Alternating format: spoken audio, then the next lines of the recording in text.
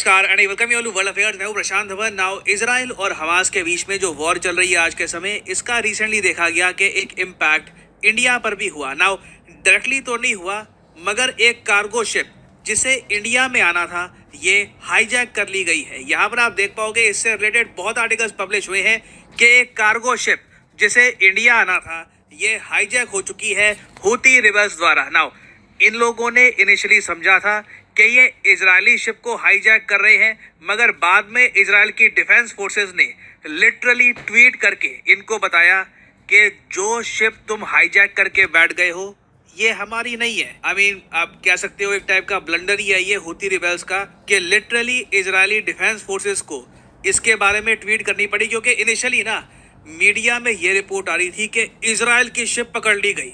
Houthi rebel जो हैं Yemen के, इन्होंने हमास का बदला लेने के लिए इजराइल की शिप पकड़ ली। ऐसी खूब रिपोर्ट, सारी आर्टिकल पब्लिश हो रहे। बाद में इजराइल को क्लैरिफिकेशन देने के लिए ये कहना पड़ा कि हाँ जी बिल्कुल, एक कार्गो शिप को हाईजैक कर लिया गया है हूती रिबेल्स द्वारा। ये यमन के पास हुआ है सदर्न रेड सी में। ये एक बहुत ज़्यादा खराब इंसिडेंट है ऑफ ग्रेव ग्लोबल कॉन्सिक्वेंस। मगर इनको एंड में ये भी ऐड करना पड़ा कि ये एक इजरायली शिप नहीं है, ना इस शिप में कोई इजरायली नागरिक थे। तो आप कह लीजिए यमन के हूती रिबेल्स ने गलत शिप धर ली है। अब यहाँ पे आप में से कई लोग पूछेंगे वेट वेट वेट, मैप पे समझाओ हुआ क्या है यहाँ पर, कौन सी शिप कहाँ से कहाँ जा रही थी और कोई इतना गलत कैसे हो सकता है कि गलत शिप धर मारी। देखो यहाँ पे आप नोटिस कर पाओगे टर्की आपको दिख जाएगा। एक शिप थी जिसका नाम है गैलेक्सी। एक्चुअली यहाँ पे आप देख पाओगे गैलेक्सी लीडर, ये शिप की फोटो है। गैलेक्सी लीडर टर्की से रवाना हुई। नाउ गैलेक्सी लीडर क्या एक टर्किश शिप थी? नहीं, ये एक ब्रिटिश शिप थी, ब्रिटिश कंपनी की शिप थी और इसे इंटरनेशनली काफ़ी यूज़ किया जाता था। ये आपको पता होगा, कार्गो शिप्स ही आज के समय इंटरनेशनल जो ट्रेड है इसका मेजर चंक संभाल रही हैं। हमें कुछ इंपोर्ट करना होता है, एक्सपोर्ट करना होता है इंडिया से यूरोप या फिर यूएसए से इंडिया या अफ्रीका से ऑस्ट्रेलिया, ये सब कार्गो शिप्स के जरिए ही किया जा रहा है। तो एक ब्रिटिश कंपनी की कार्गो शिप थी गैलेक्सी लीडर, ये टर्की से रवाना हुई। इस शिप को गुजरात में पहुंचना था। नाउ मोस्ट प्रोबेबली इस शिप में कई आइटम्स होंगी जो इंडिया इंपोर्ट करने वाला था। तो ये जो शिप है टर्की से अगर पहुंचेगी इंडिया में तो ऑब्वियस सी बात है रेड सी क्रॉस करना होगा। क्योंकि आपको पता होगा यहाँ पर इजिप्ट में है सुएज कैनाल। यहाँ पे आप देख पाओगे एक आपको रास्ता मिल जाएगा। तो ये सुएज कैनाल पार करके ये शिप पहुंची रेड सी में। नाउ रेड सी के पास जब ये शिप थी ना, तो यमन देश, यहाँ पे आप देख रहे हो ये आपको कंट्री दिखेगा यमन। यमन के बारे में आपको ये पता होगा कि इस कंट्री में एक गृह युद्ध चल रहा है। इस कंट्री में एक तो यमन की सरकार है, उसके अलावा हूती रिबेल्स है।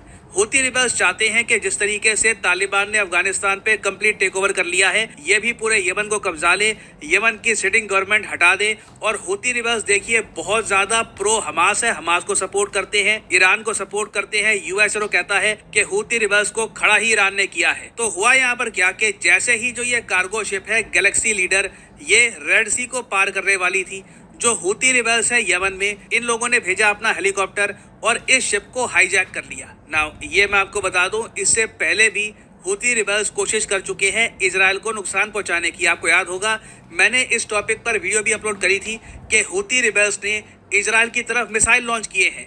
यहाँ पे आप देख पाओगे ये वीडियो। यमन रिबेल्स जो हूती रिबेल्स हैं, इन्होंने इजराइल को अटैक करने की कोशिश करी कई बार मिसाइल्स के जरिए, और हर बार ये असफल रहे हैं। जो पहला अटैक करने की कोशिश करी थी उसमें क्या हुआ कि रेड सी में यूएसए की ही शिप थी, उसने इंटरसेप्ट कर लिया हूती रिबेल्स के मिसाइल्स को। दूसरी बार जो ये मिसाइल है ये इजराइल तक पहुंचने वाला था, मगर रास्ते में ही इजराइल ने इस मिसाइल को शूट डाउन कर दिया। तो हूती रिबेल्स के पास देखिए थोड़े बहुत साधन हैं, इनके पास हेलीकॉप्टर्स हैं, मिसाइल्स हैं, मगर इतनी इनकी टेक्नोलॉजी एडवांस है नहीं कि यूएस इजराइल को चुनौती दे पाए। तो इस पर्टिकुलर केस में लग रहा है कि हुआ ये है कि हूती रिबेल्स ने ये समझा कि एक शिप आ रही है, ये इजराइल की है, इसमें इजरायली होंगे, तो इन लोगों ने शिप को धर लिया है। और अब इजराइल इनको समझा रहा है कि जो आपने शिप पकड़ी है उसका हमसे कोई रिलेशन नहीं है। हाँ, इजराइल ने ये कह दिया है कि हूती रिबेल्स ने जो किया है ये बहुत गलत है, एक इंटरनेशनल रिस्पांस चाहिए होगा इस शिप को छुड़वाने में। और बिल्कुल मेरे हिसाब से हूती रिबेल्स से एक बहुत बड़ी गलती हुई है और कोई बड़ी बात नहीं है कि एक इंटरनेशनल रिस्पांस के चलते कई कंट्रीज इन्वॉल्व हो जाएं और हूती रिबेल्स को एक झटका दें।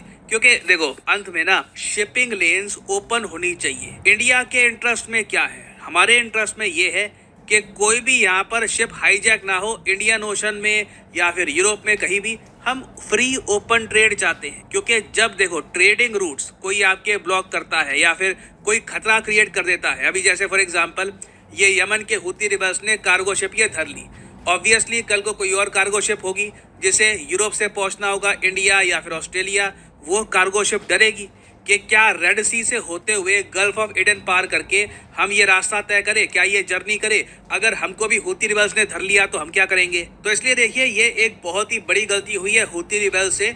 इजराइल को झटका देने के चक्कर में इन्होंने बहुत सारे कंट्रीज को गुस्सा दिला दिया है, और मोस्ट प्रोबेबली ना सिर्फ इंडिया, टर्की और कई और कंट्रीज इसको लेकर बहुत ज्यादा कड़ी आपत्ति जताएंगे। कुछ हो सकता है कि नेवीज एक्शन भी ले, देखना होगा उसको लेकर, क्योंकि इंटरनेशनल इसके लिए एक कोलिशन चाहिए होगा। यूके भी ऑब्वियसली ये सब देखकर काफी गुस्सा होगा, क्योंकि जो ये शिप थी ये बिलोंग तो एक यूके कंपनी को करती है, और जापान भी काफी गुस्सा होगा क्योंकि ये शिप यूके की तो है मगर इसको ऑपरेट करती है एक जापानीज कंपनी। तो इकट्ठा देखिए हुती रिबेल्स ने कई कंट्रीज को गुस्सा दिला दिया है। नाउ अब इस पर्टिकुलर इशू में आगे क्या होगा मैं इसका वेट करूंगा।